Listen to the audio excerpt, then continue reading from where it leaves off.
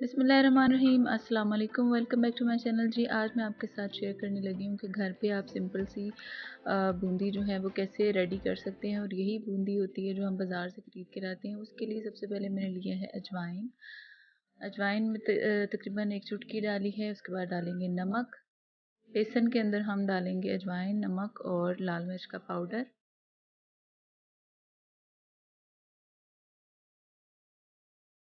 इन सब चीज़ों को हम लोगों ने मिक्स करना है। पहले अच्छे से इसको ड्राई को मिक्स करेंगे और उसके बाद इसको हम पानी डाल के थोड़ा थोड़ा सा मिक्स करते जाएंगे।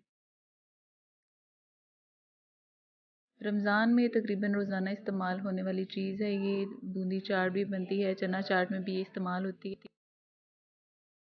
तो बाज़ार से हम लोग अक्सर लेके आते होते हैं और तकरीबन ये 250 का पैकेट जो है, अच्छा ब्रांडेड जो है वो आपको मिल जाता है। लेकिन आप इसको घर में भी बहुत ही इजीली बना सकते हैं। ये हमारा मिक्सर रेडी हो गया। मिक्सर बहुत ज़्यादा गाढ़ा नहीं है और ना ही बहुत पतला है।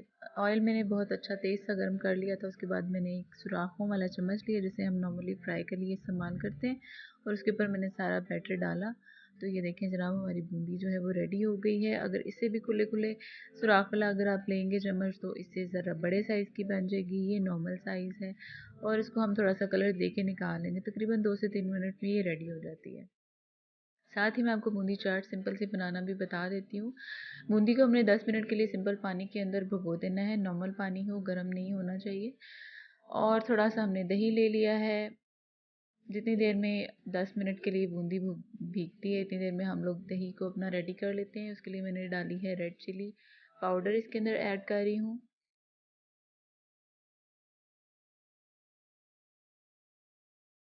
नेक्स्ट मैं इसमें ऐड कर रही हूँ जनाब चाट मसाला,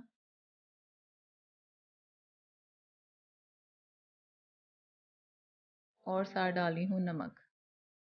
आप चाहें तो यहाँ पे पुदीना की जो चटनी होती है वो भी ऐड कर सकते हैं अगर आपको पसंद है। अगर नहीं पसंद है, जैसे मेरे बच्चों ने खानी थी तो इस वजह से मैंने जो पुदीने की चटनी वो ऐड नहीं की है, क्योंकि उससे थोड़ा सा स्पाइसी हो जाता है। हरी मिर्चों की चटनी होती है वो, तो वो मैंने बीच में ऐड नहीं की है। कुछ लोग इसके अंदर साथ ही थोड़ा सा अदरक लहसुन का पेस्ट भी ऐड करते हैं, जिनको पसंद होता है।